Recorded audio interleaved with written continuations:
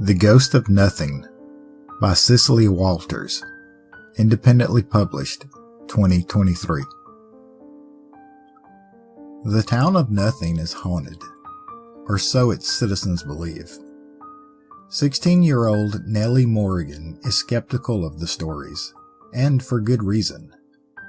The locals blame her cursed family for all of their ghostly woes and do the utmost to make Nellie's life a living hell.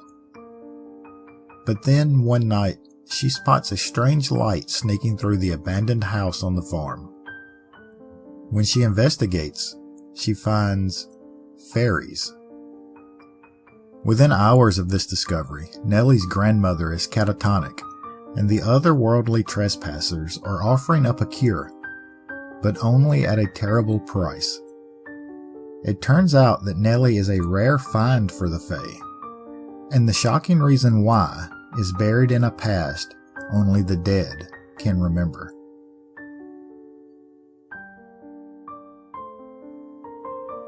I'm sure we all have authors that, whenever they release a new book, we drop everything we're currently doing and immediately buy their work, no matter what it's about. Well, crazy enough, that happened to me, with someone's debut novel. And no, it wasn't family member or friends. I've followed a channel here on YouTube for a few years now, Scary Fairy Godmother. This channel records viewer-submitted real-life encounters with fairies and the darker side of the lore. About a month ago, the channel released a new video, but it wasn't about fairies. It was a book trailer. I was in before I even clicked on the video. Anything that Scary Fairy Godmother would recommend, I knew would be good. Then, to my surprise, it was a book trailer for a book she had written herself.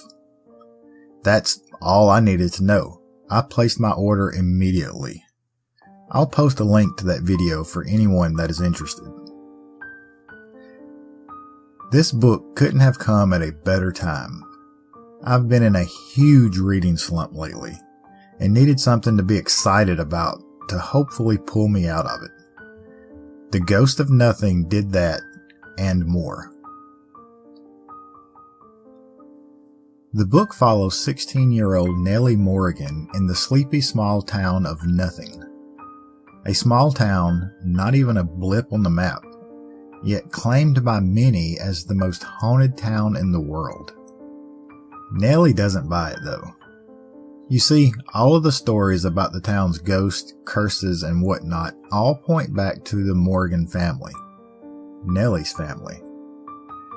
As you can imagine, being a teenager in school with that last name makes Nellie's life near unbearable. And to top it all off, Nellie lives with her overbearing and straight-knit grandmother, who I must say reminded me of a Bette Davis character if there ever was one. Nellie's mother is MIA, and her father is catatonic in a mental asylum. Life is rough enough as it is without every townsmember blaming Nellie or her grandmother for every little misfortune that falls upon them. Aside from some strange memories of her mother, a woman Nellie hasn't seen in 4 years, Nellie hasn't experienced anything that would make her believe any of the legends about the town of Nothing. Well, that is until 2 creatures steps out of her closet in the middle of the night. Fairies. We're not talking about cute, tiny winged creatures here. The author chooses to go with the classic Celtic mythology brand of fairies, something that got me hook, line, and sinker. For anyone that has read my own trilogy, you'll know that I love those legends, and even though there were a lot of similarities in my work and Miss Walters' novel, I was immediately enthralled with the whimsical direction she took it in. Think of something like if Tim Burton and Neil Gaiman collaborated on something together. It becomes clear rather early that the fairies need Nellie for something. although getting a straight answer from their mischievous selves is a lot harder than Nellie originally thinks. These two characters, Jack and Fig, immediately steals the show for me. I can't tell you how long it's been since I genuinely smiled while reading passages of a book. Every time these two fairies appear, the reader is in for a real treat. As whimsical as the story can get, it has its fair share of darkness about it as well. I've seen somewhere that someone described this as a spooky Harry Potter. Now, I've never read any of the Harry Potter books, so I can't weigh in on that. But for me, this book has a perfect blend of whimsical and dark, almost horror aspects. One never overtakes the other. Each feeling carries such a great balance with the other that it's hard to put into words. And no, the title, The Ghosts of Nothing, is not misleading. The whole story is intertwined with a vengeful ghost and legends that stretch all the way back to the town's founding over 200 years earlier. I can't go into all that too much, but trust me, this story is full of twists and turns that was an absolute joy to navigate. This story is both fun and dark, carries themes of revenge and forgiveness, love and hate, family and mortal enemies.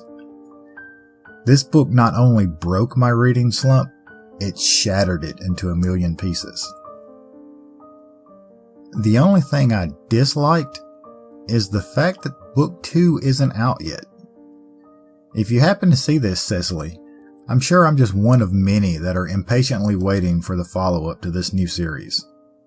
Oh, and just in case you do see this, I suggest you check out the Tufa novels by Alex Bledsoe. With the layout of your own book and the contents of your channel, I feel like you'd love that series. As far as The Ghosts of Nothing, giving it a 5-star rating is an understatement. I feel like anyone would love this book, regardless of their normal genres.